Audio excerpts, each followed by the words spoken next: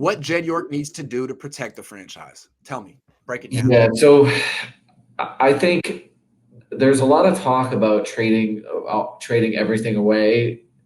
I think he has to put his foot down and if first of all he knows what his kind of plans are, and if it's ever in his mind to fire York and Kyle. I don't know if it's can they do anything this year if he in his mind he's saying it's not possible. They no matter what they do, they're not getting fired. Then I guess this wouldn't play. But if he's thinking about, hey, if they don't make the playoffs or just look good, I'll fire them. You can't let them start trading away everything. Trade away anything that's if a first round pick, I'm sorry, if a guy has a 1 year left in the deal, trade. But you can't let them trade away assets like Brandon Ayuk or anything like Yes. that have long term assets, because your new guy, you want to let your new guys come in and do that, not the guys that may be kicking them out the door.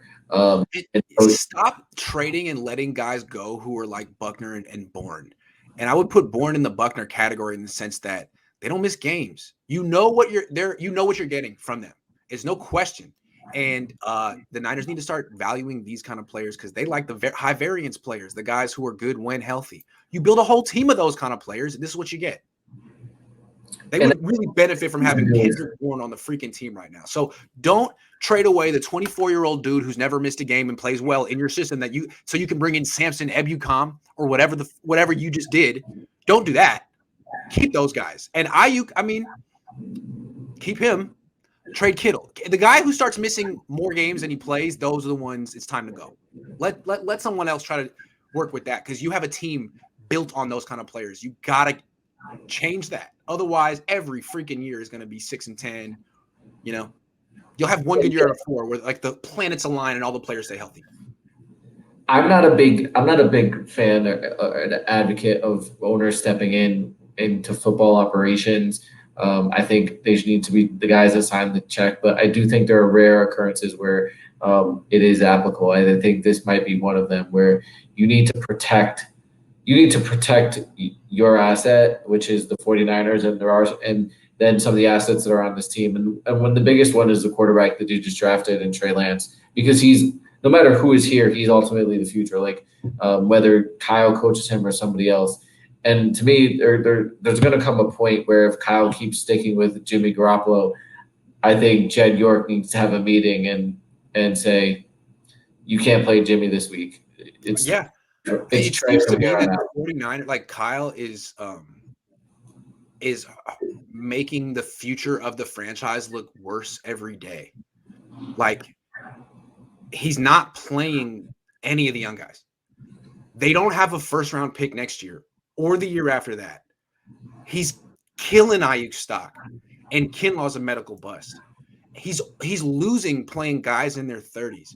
What is the hope for the future? It's not like you're losing playing young guys and they're learning valuable lessons and they're getting better. No, it's Josh Norman committing pass interference penalties. It's Drake Kirkpatrick giving up the touchdown. So why should fans be hopeful? It seems to me there's less and less reason to be hopeful every week.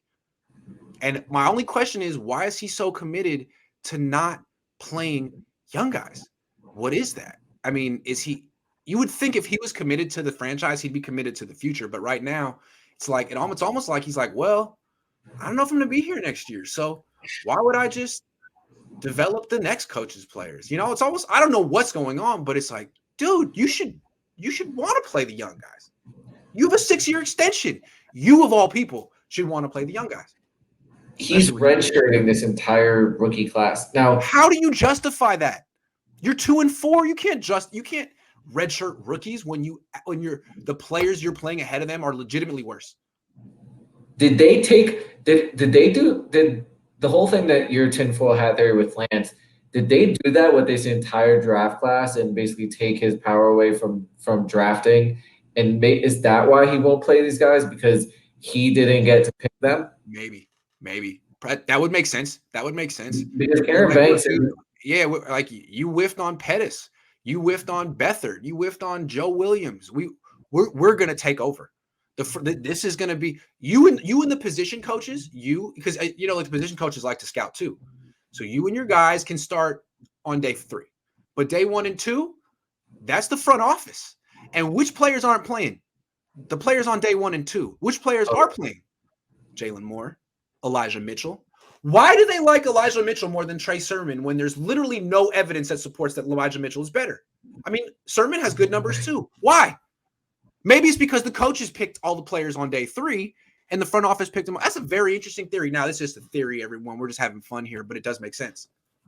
Right. So, wow. It is kind of weird that the entire rookie class is not really playing. But we got to wrap this up, though. Yep, I do think there's a point where Jed York has to step in and protect Kyle protect the franchise from Kyle and from. Agree. Because the stuff we're talking about is really, really serious.